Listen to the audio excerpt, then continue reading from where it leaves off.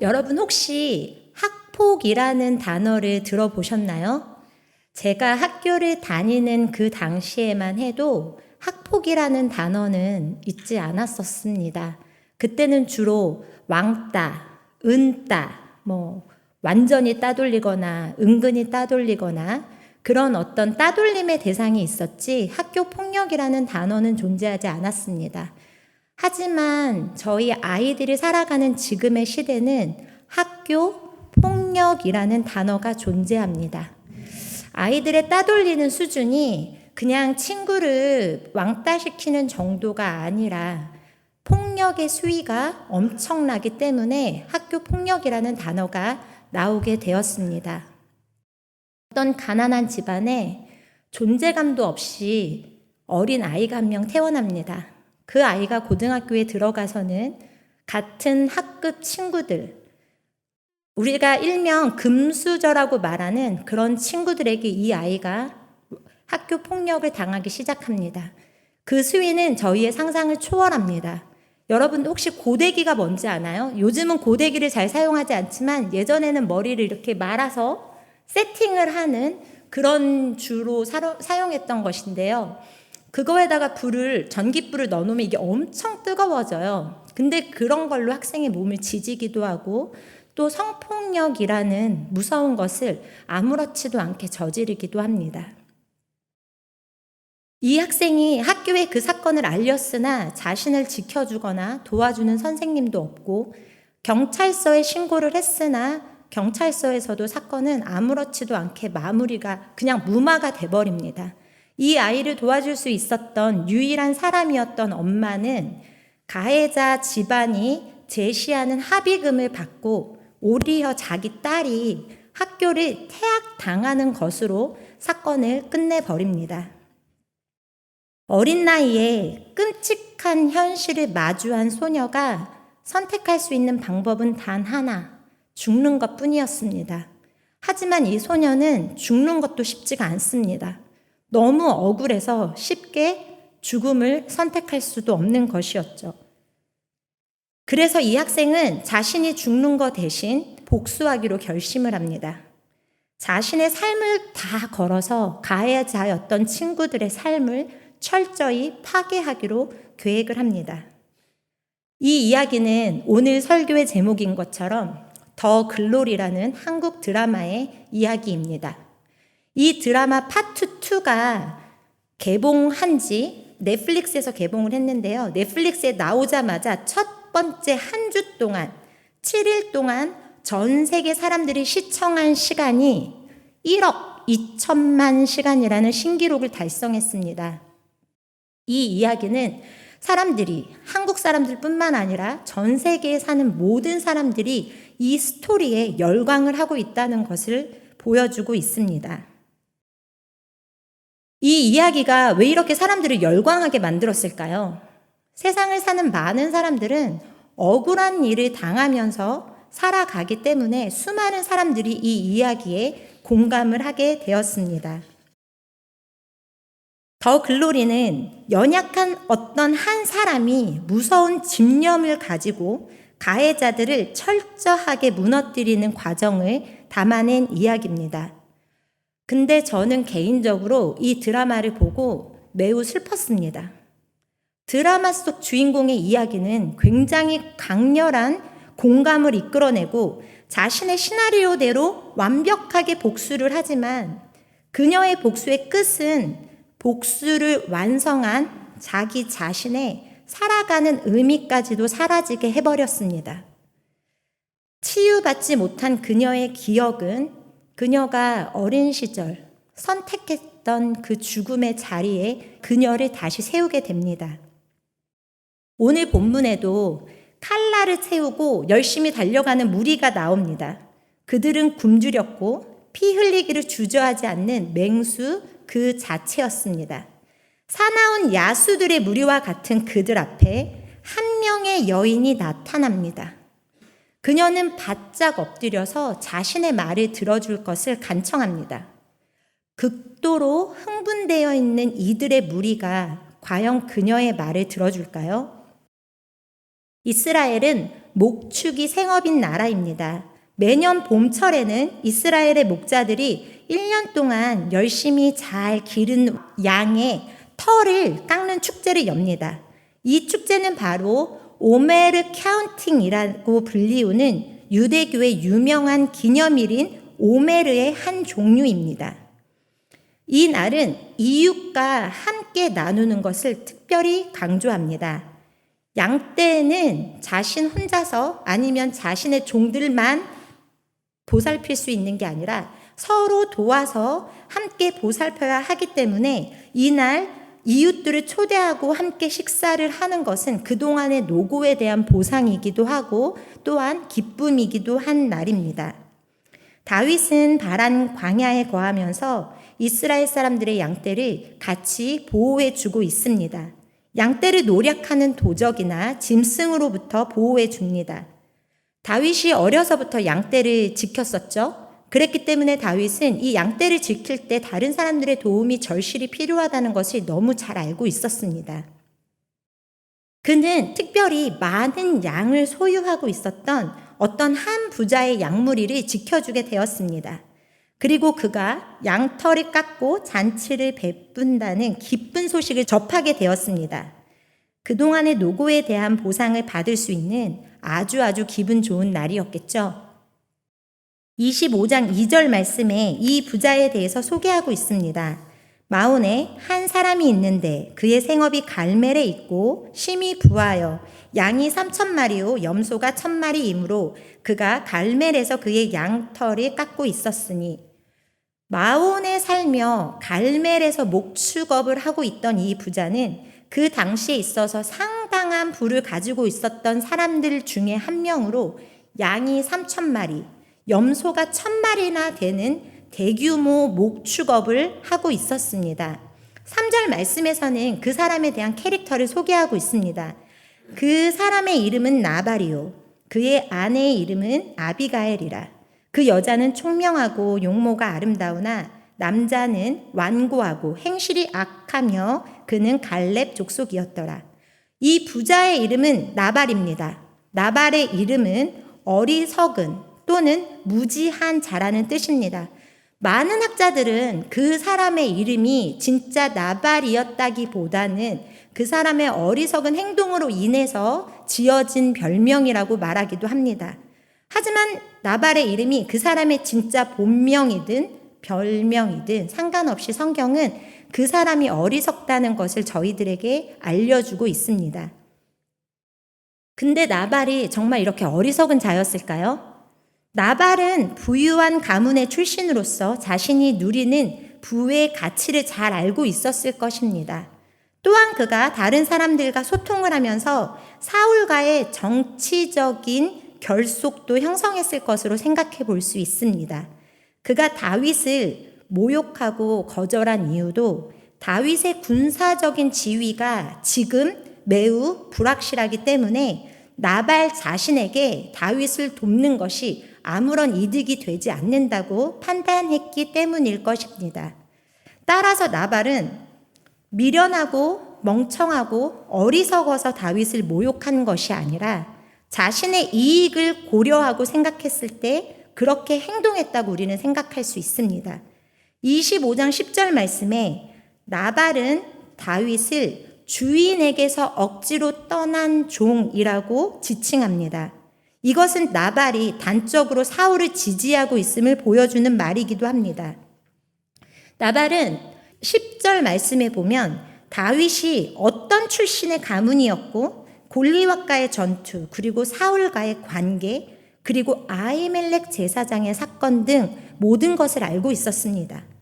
노베 제사장 아히멜렉 사건은 이스라엘 전 지역을 공포에 떨게 만들었습니다. 다윗을 향한 사울 왕의 분노가 극대화돼서 나타난 사건이었습니다. 이 사건은 앞으로 누구든지 다윗을 도우면 모든 사람을 이렇게 할 거야 라는 사울의 경고와도 같은 사건이었습니다. 우리가 사는 이 세상에서는 우리가 생각하기에 굉장히 현명한 선택이었어. 맞아, 저건 올바른 선택이었어 하는 것들이 있습니다. 하지만 그것을 하나님의 뜻 안으로 가지고 와서 봤을 때 이게 옳지 않은 선택이었다는 것들을 우리는 보게 됩니다. 때문에 우리가 무언가 선택을 하기 전에 하나님의 뜻이 무엇인지, 하나님이 무엇을 원했었는지를 미리 아는 것이 중요합니다. 잠언 1장 7절 말씀에 여호와를 경외하는 것이 지식의 근본이거늘 미련한 자는 지혜와 훈계를 멸시하느니라 라고 말씀합니다. 나발은 지식의 근본인 하나님을 경외하는 마음이 없었습니다. 그는 오직 세상적으로 봤을 때 안락하고 자기에게 유익을 주는 것을 추구했으며 하나님의 뜻 앞에서는 굉장히 완고한 태도를 보였습니다. 나발의 행동이 하나님의 뜻과 관련이 없었기 때문에 잠언 1장 32절 말씀처럼 어리석은 자가 자기를 죽이고 미련한 자가 자기를 멸망시킨다라고 하십니다. 나발은 자신의 미련하고 안일한 대처 때문에 결국은 죽음을 맞이하게 됩니다. 여러분, 나발의 그 부함이 지금 이때를 위함이었는지 혹시 아십니까? 다윗의 도피 생활을 돕기 위해서 그가 이런 부를 축적하고 있었을 수도 있습니다. 그가 다윗을 돕는 강력한 조력자가 되어야 했을 수도 있습니다.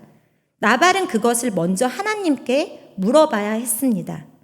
하나님의 뜻과 상관이 없던 나발은 그의 인간적인 생각으로 다윗의 소년들을 무례하게 대하고 화를 부추기는 어리석은 말로 다윗을 능욕하는 되돌릴 수 없는 실수를 저질러 버리고 맙니다. 그 결과 어떻게 되었죠? 다윗은 분노했고 한순간의 배신감에 사로잡히게 되었습니다. 그동안 자신들의 노고를 업신여기고 선을 악으로 갚는 나발의 말에 다윗의 무리들은 복수심을 갖게 됩니다.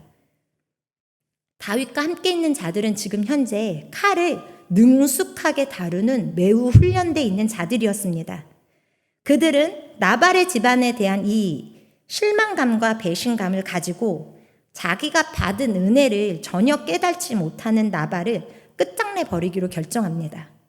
그래서 그들은 지금 현재 주저하지 않고 400명의 숫자가 칼을 모두 차고 나발을 향해 달려가고 있습니다.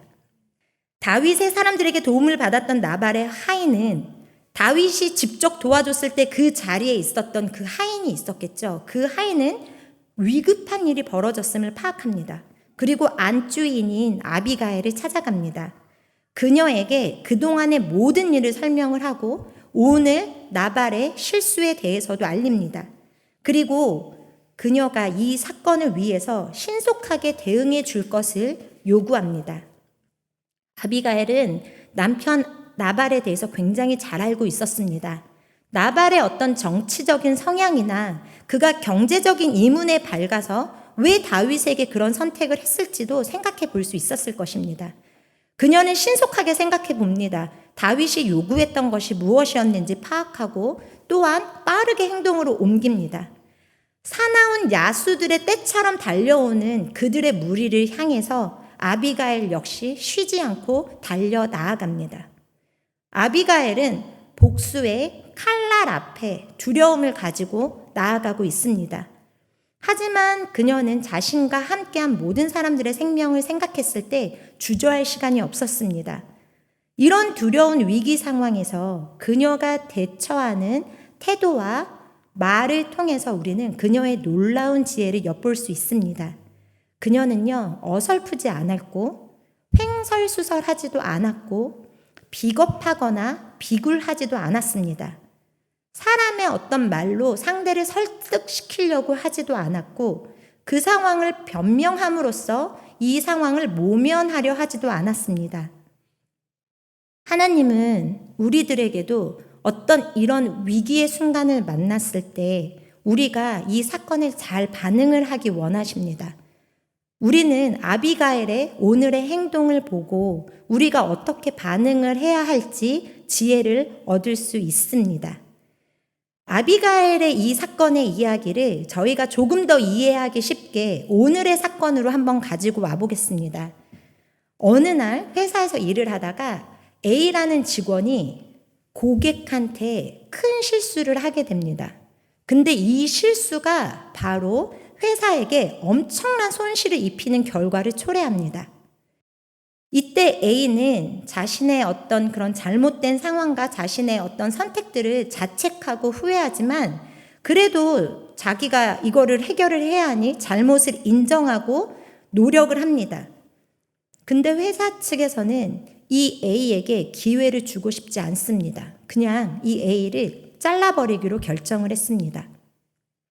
그때 회사에서 굉장히 인정을 받고 존경을 받고 있는 이 A의 직계 상사인 B씨가 이 A를 굉장히 불쌍하게 생각합니다. 그리고 이 사람을 위해서 자기가 상황을 같이 책임져 보려고 마음을 먹습니다. 이랬을 때 이 상황은 굉장히 다른 결과를 초래하겠죠. 이 A를 돕기 위해서 B는 자신이 저지르지도 않은 이 실수를 함께 잘못했다고 인정을 하고 그리고 자신이 해결하지 않아도 되는 이 사건을 자신이 A와 함께 해결하려고 노력하기 시작합니다. 만약 여러분들이 B의 입장이라면 어떠실 것 같습니까? 회사를 다닐 때 진짜 이런 일들을 경험하게 되거든요. 근데 내가 그 A의 실수를 함께 인정을 하려고 한다면 굉장히 많은 이슈들이 생겨버립니다. 그렇기 때문에 때로는 이 A를 돕기보다는 그냥 내가 좀 더 평안하게 회사 생활을 하기 위해서 그 상황을 무시할 때도 많습니다. 하지만 우리는 알고 있죠. 내가 A가 되기도 하고 내가 B가 될 수도 있다는 사실을 말입니다. 아비가일의 대처 능력을 통해서 이런 위기의 순간에 우리가 어떻게 대처할 수 있는지 함께 살펴보겠습니다. 첫 번째, 하나님의 뜻 안에서 상황의 심각성을 인식해야 한다. 17절 말씀입니다. 당신은 어떻게 할지를 알아 생각하실지니 이는 다윗이 우리의 주인과 주인의 온 집을 해하기로 결정하였음이니이다. 주인은 불량한 사람이라 더불어 말할 수 없나이다. 아비가일은 나발이 이미 큰 실수를 저질러 버린 것을 파악하죠. 그리고 나발을 설득해서 이 문제를 되돌릴 만한 시간적인 여유가 없다는 것도 압니다. 게다가 나발의 이 실수가 다윗을 충분히 자극시켰다는 것도 알죠. 다윗은 어떤 사람입니까? 사울 왕과 같은 정말 자기의 생명을 위협하는 그 원수와 같은 사람한테도 칼을 들지 않은 사람입니다. 그랬던 다윗이 나발의 집안을 다 몰살하기로 결심을 했다면 그의 분노가 얼마나 큰 분노일지 우리는 가늠해 볼 수 있습니다. 아비가일은 이 순간 자신이 무엇을 해야 할지 신속하게 결정합니다. 하나님의 뜻 안에서 이 문제를 일단 받아들이고 그리고 하나님의 뜻 안에서 이 문제를 해결하기 위해 노력합니다. 문제의 심각성을 저희가 올바르게 판단하지 못하면 후회를 하거나 문제를 해결할 시간조차 그 기회조차도 우리는 놓칠 수 있게 됩니다. 사람의 노력으로는 상황을 되돌릴 수 없습니다. 따라서 우리가 이런 위기를 만났을 때는 하나님의 뜻이 무엇인지를 구하는 것이 우리들에게 있어서는 가장 시급한 일입니다. 두 번째, 자신을 낮추고 상대를 높이는 겸손한 태도로 임해야 합니다. 23절, 24절 아비가일이 다윗을 보고 급히 나귀 위에서 내려 다윗 앞에 엎드려 그의 얼굴을 땅에 대니라. 그가 다윗의 발에 엎드려 이르되 네 주여. 아비가일은 다윗의 발 앞에 엎드려 복종하는 자세를 보입니다. 말의 내용도 중요하지만 그녀가 자신을 낮추고 다윗을 높이는 존경한 태도로 대했을 때 그리고 그 태도는 자신이 어떤 책임을 회피하고 이 일어난 일에 대한 잘못을 인정하지 않겠다는 게 아니라 이 모든 것을 자신이 책임지겠다라는 태도이기도 합니다. 그녀의 바짝 엎드린 이런 겸손한 태도가 엄청나게 분노해 있는 다윗을 좀 가라앉히고 다윗이 다시 이성을 되찾게 하는 데 큰 역할을 합니다. 또한 자신을 낮추고 상대를 높이는 이 태도로 말미암아 다윗이 이 여인은 뭐지? 이러면서 그 여인의 말에 귀를 기울일 수 있는 기회를 만들게 됩니다. 여러분, 우리도 때로는 정말 화가 나는 상황에 진짜 막 화를 퍼부으려고 딱 작정을 하고 그 자리에 나갔는데 상대방이 완전 납작 엎드려서 처음부터 미안하다, 잘못했다 이러면 내가 내는 이 화가 정말 머쓱해질 때가 있지 않습니까? 때문에 이런 상황일수록 겸손한 자세를 취하는 것은 기본적인 태도가 될 것입니다. 세 번째, 가족의 잘못을 자신의 잘못으로 인정해야 합니다. 24절 말씀, 내 주여 원하건대 이 죄악을 나 곧 내게로 돌리시고. 사실상 아비가엘은 이 사건의 주체가 아닙니다. 그녀는 사건의 진행 상황을 전혀 모르고 있었고 또한 다윗이 보냈던 그 소년들도 보지 못했었습니다. 하지만 그녀는 이 상황을 온전히 자신의 잘못으로 인정합니다. 그리고 그 잘못의 대가를 자신이 받겠다고 말을 하죠. 25절 말씀, 원하옵나니 내 주는 이 불량한 사람 나발을 개의치 마옵소서. 그의 이름이 그에게 적당하니 그 이름이 나발이라. 그는 미련한 자니이다. 아비가엘은 남편을 변호하려고 하지 않습니다. 만약 그녀가 남편의 행동을 변호하려 했다면 다윗은 더욱 분노했을 것입니다. 하지만 그녀는 남편을 그 이름처럼 불량한 사람, 미련한 사람이라고 부르는데 주저하지 않습니다. 때로 우리는 우리의 잘못된 행동을 변호하려 하지만 아비가일처럼 가족의 잘못된 행동까지도 나의 잘못으로 인정하고 그것을 바로 잡으려는 노력하는 자세가 중요한 것을 배우게 됩니다. 이 모습은 광야에서 이스라엘 백성이 잘못을 저질렀을 때 그들을 위해서 중보 기도를 드렸던 모세의 모습을 연상시키기도 합니다. 출애굽기 32장 31절 32절 말씀 보겠습니다. 모세가 여호와께로 다시 나아가 여짜오되 슬프도소이다. 이 백성이 자기들을 위하여 금신을 만들었사오니 큰 죄를 범하였나이다.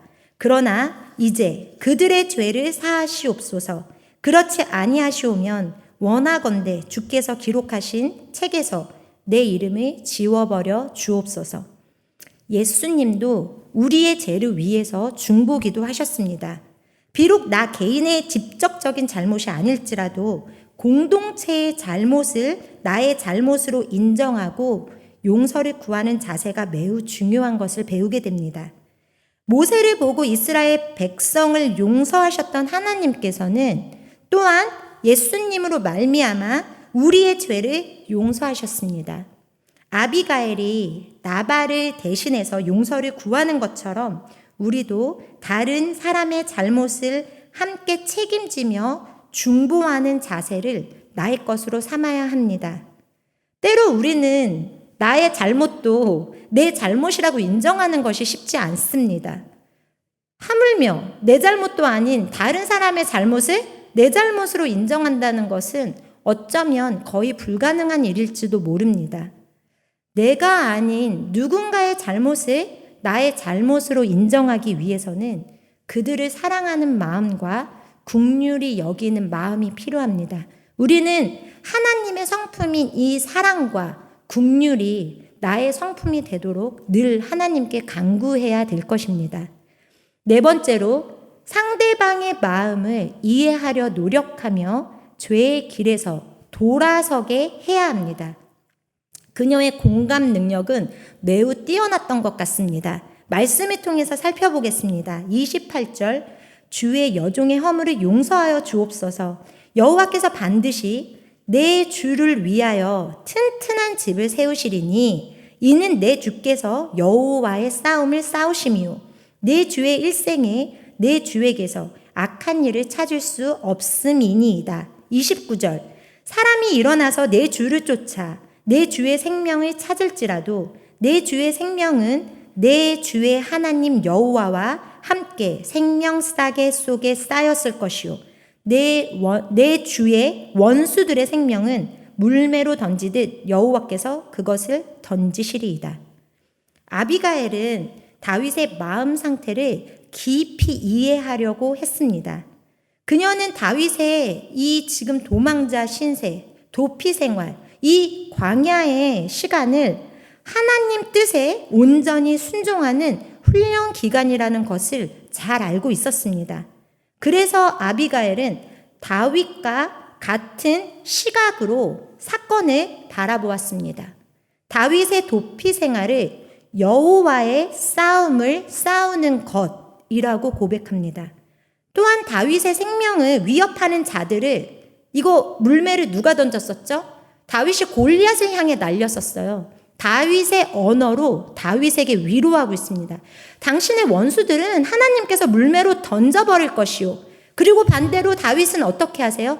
하나님과 함께 생명싸게 싸서 보호하실 거라는 믿음의 고백을 하고 있습니다. 이 오랜 도피 생활로 인해서 얼마나 지쳤겠습니까, 다윗이?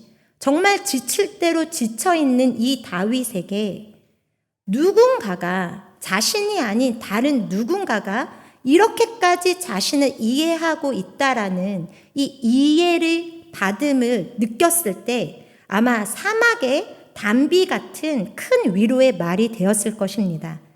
이런 그녀의 고백이 다윗의, 복수로 가득 차 있는 다윗의 마음을 누그러뜨리고 또 따뜻하게 보듬어 주는 사건이 됩니다. 하지만 그녀는 거기에서 멈추지 않습니다. 26절 말씀, 내 주여 여호와께서 살아계심을 두고 맹세하노니 내 주도 살아계시거니와 내 주의 손으로 피를 흘려 친히 보복하시는 일을 여호와께서 막으셨으니 내 주의 원수들과 내 주를 해하려 하는 자들은 나발과 같이 되기를 원하나이다. 아비가일은 다윗에게 나발을 처단하지 말고 하나님께 맡길 것을 강조합니다. 이 다윗의 도피 생활은 자신이 도망 나온 게 아니에요. 하나님의 뜻에 따라 광야로 지금 내몰려진 상황이에요. 그렇기 때문에 이런 다윗을 조롱하고 경멸하는 것은 나발이 누구를 경멸하는 거죠? 하나님을 경멸한다는 것이죠. 그렇기 때문에 그 보복을 직접 하지 말고 하나님 손에 맡기라고 강조합니다. 30절, 31절 말씀 보겠습니다. 여호와께서 내 주에 대하여 하신 말씀대로 모든 선을 내 주에게 행하사 내 주를 이스라엘의 지도자로 세우실 때에 내 주께서 무죄한 피를 흘리셨다든지 내 주께서 친히 보복하셨다든지 함으로 말미암아 슬퍼하실 것도 없고 내 주의 마음에 걸리는 것도 없으시리니 하나님께서 다윗을 이스라엘의 왕으로 세우시는 그날 다윗의 이 오늘의 복수의 이 칼부림이 걸림돌이 되거나 후회하는 사건이 되지 않도록 그 죄의 길에서 돌이키라고 당부합니다. 이런 그녀의 믿음의 고백이 정말 다윗을 죄악의 길에서 돌이키게 하는 터닝 포인트가 됩니다. 우리는 인생을 살아가면서 때로 무너지기도 하고 다시 일어날 수 있는 그 힘조차 빼앗길 만큼 커다란 사건들을 만나기도 합니다. 이해되어지지 않고 해결되어지지 않는 사건을 접할 때도 있습니다. 때로는 간신히 붙들고 있던 이 믿음마저 흔들리는 시험을 받을 때가 있습니다. 그런 순간에 가만히 오늘의 사건을 떠올려 보시기를 바랍니다. 아비가일의 지혜로운 대처 방법이 위기의 순간에 직면한 우리를 살리는 길이 되기를 원합니다. 다시 한번 아비가일을 통해서 배우는 위기 대처 능력에 대해서 나누어 보겠습니다. 첫 번째, 하나님의 뜻 안에서 상황의 심각성을 인식해야 한다. 두 번째, 자신을 낮추고 상대를 높이는 겸손한 태도로 임해야 한다. 세 번째, 가족의 잘못을 자신의 잘못으로, 공동체의 잘못을 나의 잘못으로 인정해야 한다. 네 번째, 상대방의 마음을 이해하려 노력하며 죄악의 길에서 돌아서게 해야 한다. 상사인 B씨가 직원 A를 위해서 지금 이 어그러진 상황을 바로잡기 위해서 결심하고 나섰을 때 그는 아비가일의 위치에 서게 된 것입니다. 상사인 이 B가 직원 A를 위해서 헌신적으로 일하며 A와 함께 회사의 손해를 메꿀 수 있는 방법을 찾아냅니다. 이것이 바로 크리스찬으로서 우리가 직장에서 보여야 되는 태도가 아닐까요? 실제적인 삶에서 우리는 좀 더 복잡한 문제를 만나기도 합니다. 드라마 더 글로리의 주인공처럼 억울하게 벼랑 끝으로 내몰리는 상황에 처할 수도 있습니다. 복수만을 위해서 살아간 그녀가 복수가 완성되고 난 후에 살아갈 의미를 찾지 못하고 그 공허함과 함께 죽음의 자리에 다시 서게 된 것은 그녀의 이 모든 결정과 복수 안에는 하나님의 뜻이 전혀 없었기 때문입니다. 하나님은 우리가 어려운 상황이나 위기를 통해 하나님을 경험하고 하나님을 신뢰하며 하나님께 지혜를 배우는 기회로 삼기를 원하십니다. 우리가 그 사건에 갇혀서 고통받는 것이 하나님의 뜻이 아닙니다. 우리가 이런 위기를 하나님을 경험하는 기회로 삼기 위해서는 아비가일처럼 총명하고 헌신적인 자세를 가져야 합니다. 아비가일의 이야기가 오늘을 살아가는 나의 이야기가 되어야 하고 우리들의 이야기가 되어야 합니다. 여러분, 우리는 우리를 향해서 지금 칼을 든 자가 누군지 알아야 됩니다. 그 칼은 나의 죄악을 고발하고 있습니다. 그러나 예수님께서 우리를 대신해서 십자가에서 죽으시고 화목제물로 자신을 드림으로써 우리는 죽음에서 생명으로 옮겨졌습니다. 죽을 수밖에 없었던 우리가 지금 이 자리에 앉아서 이렇게 말씀을 들을 수 있게 된 것은 예수님께서 우리의 중보자가 되셔서 우리를 대신해 십자가, 죄의 대가를 치르셨기 때문입니다. 그렇다면 오늘부터 우리가 위기를 만났을 때 어떻게 반응하는 것이 굉장히 중요할 것입니다.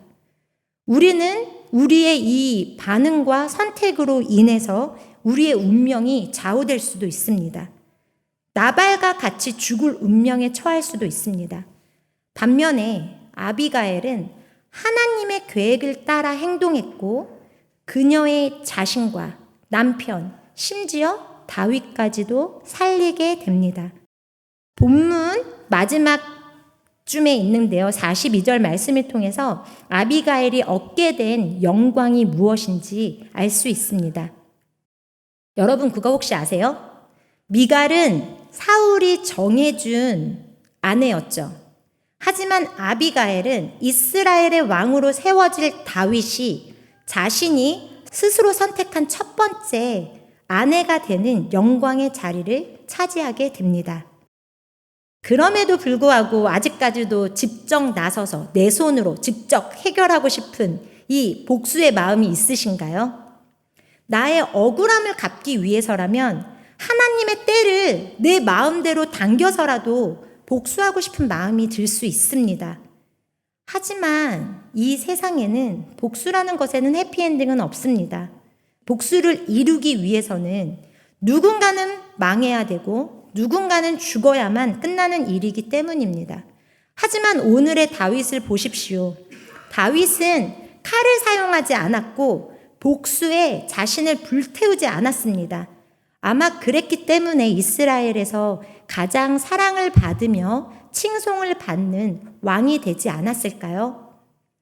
지혜이신 하나님 앞에 엎드려 굴복하고 그 하나님의 뜻에 따라 순종하는 자만이 하나님께서 주시는 그 영광의 면류관을 얻을 수 있습니다. 삶에서 내가 억울한 일을 당하고 내가 내몰렸을 때 그 삶의 주인이 내가 직접 되어서 독자적으로 내가 행동하지 않고 그런 상황에 나의 이 주권을 하나님께 맡기고 지혜로우신 하나님의 입장에 서서 우리는 반응을 해야 될 것입니다. 이렇게 살아갈 때 우리는 하나님의 때를 기다릴 수 있는 인내심도 생기게 될 것입니다. 훗날 천국에서 하나님께서 주시는 영광의 면류관에 합당한 사람이 될 수 있게 될 것입니다. 나발과 아비가엘은 바로 우리 자신의 모습입니다.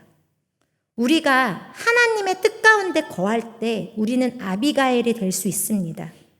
하지만 하나님의 말씀과 하나님의 뜻과 지금 현재 내가 그렇게 살아가고 있지 않다면 지금 오늘의 나의 모습은 나발의 모습입니다. 늘 깨어서 하나님의 말씀을 구하고 늘 깨어서 하나님의 뜻을 구할 때만이 아비가일과 같은 영광을 얻게 될 것입니다. 아비가일과 같이 되시기를 축원합니다. 기도하겠습니다.